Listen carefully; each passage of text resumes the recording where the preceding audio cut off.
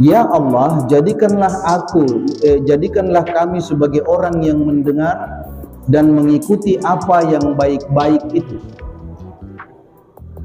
Ya, itu resep yang pertama kalau mau maju. Kan tadi sepakat Miki bilang mau kau jadi presiden semua tuh? Jangan semua karena nanti terlalu banyak negara. Satu mau presiden. Kita mau jadi pemimpin. Dalam bentuk yang paling kecil pun kita harus jadi pemimpin.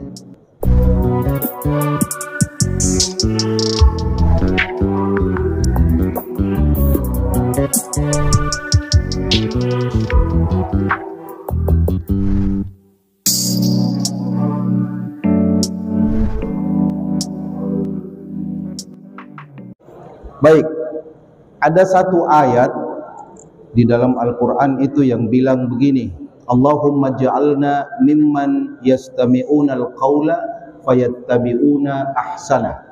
Ya Allah, jadikan kami sebagai orang-orang yang mendengar, orang-orang yang mendengar, fayattabi'una ahsana. Setelah kami dengar ya Allah, berikan kami kemampuan untuk mengikuti apa yang baik-baik. Jadi itu doa. Kenapa? Karena yang banyak merusak sebenarnya itu adalah ketidakmampuan untuk mendengar.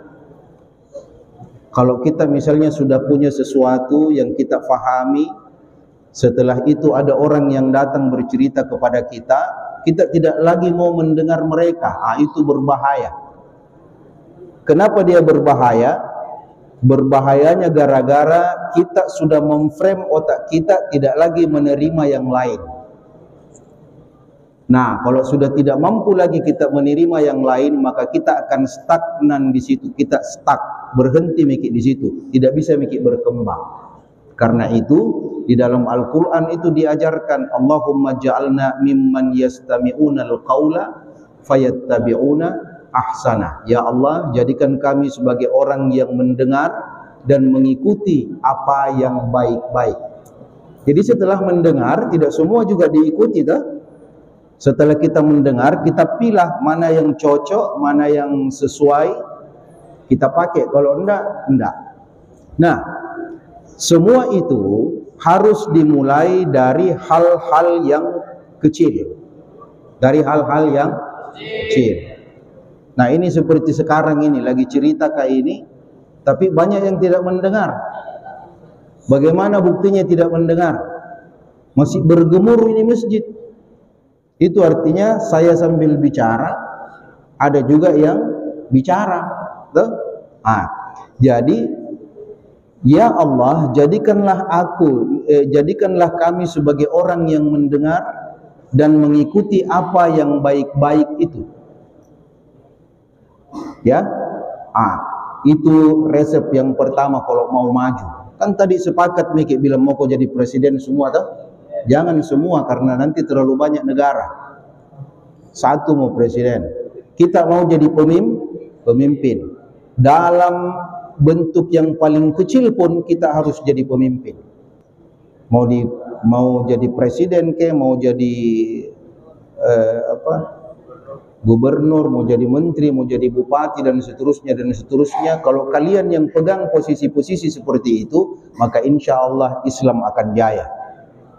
Tapi kalau bukan kau kerjamu cuma disuruh-suruh, susah.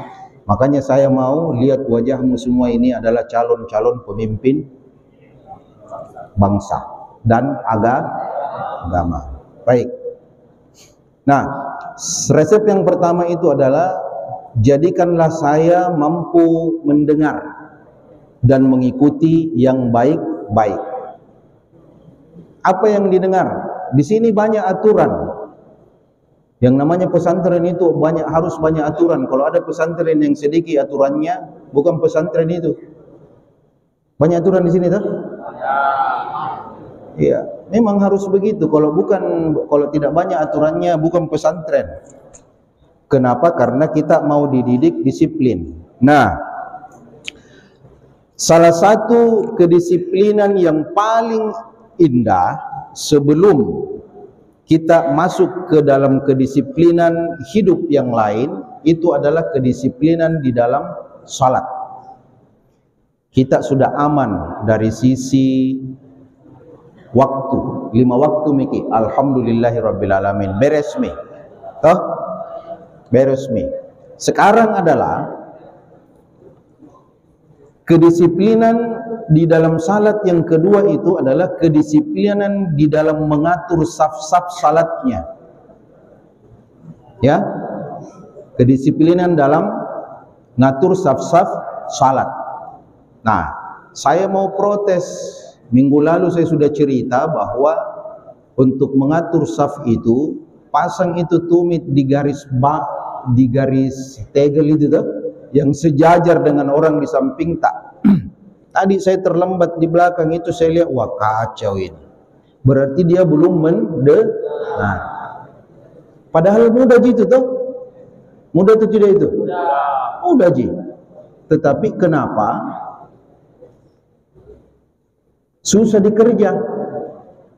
Sama dengan begini, bukan cuma kalian ini, di masjid-masjid yang lain juga. Kalau misalnya imam sudah naik, imam sudah bilang, sawwu sufufakum fa inna taswiyatas saffi min tamamis shalah. Luruskan safnya, sebab saf yang lurus itu bagian dari kesempurnaan salat. Makmumnya itu dia dengar ji, tapi tidak ada yang goyang. Tidak ada yang goyang. Jadi posisinya sebelum diucapkan oleh imam itu luruskan saf, dengan posisi tubuhnya, badannya setelah diucapkan oleh imam tetap seperti itu. Kita tidak boleh begitu, ya. Pokoknya kalau ada yang bagus ikuti. Itu satu. Yang kedua, kita sudah mulai salat, sudah takbiratul ihram imam, Allahu Akbar, sudah mulai baca Al-Fatihah. Ada juga tadi untungnya saya di belakang salat itu. Sudah mulai baca Al-Fatihah imam. Ini saf-saf masih banyak yang kosong. Ada lagi yang maju, kosong lagi, maju lagi, kosong lagi. Sampai saya di sampingku tidak ada, kosong satu di sampingku. Tidak ada orang salat tadi di sampingku. Kalau ini sudah mulai kita jaga dari sekarang, maka semuanya beres. Semuanya beres. Tidak ada yang bertanya, bilang kenapa bisa? Loh iya, karena di dalam salat itulah, dalam rukun Islam itu anak-anakku sekalian, segala hal itu ada di dalam salat. Rukun Islam itu ada berapa? 5. Syahadat 1 kali dah. Zakat, apakah harus dikerja itu zakat? Harus. Tetapi dia bisa gugur tah? Kapan zakat gugur? Kalau tidak cukup nisabnya, tidak cukup haulnya, maka orang muslim meskipun itu rukun, gugur bayar zakatnya. Padahal rukun Islam. Puasa bisa gugur tak? Padahal dia rukun. Kapan dia gugur? Sakit, musafir, ya. Tidak jihad, karena tidak haid Joko.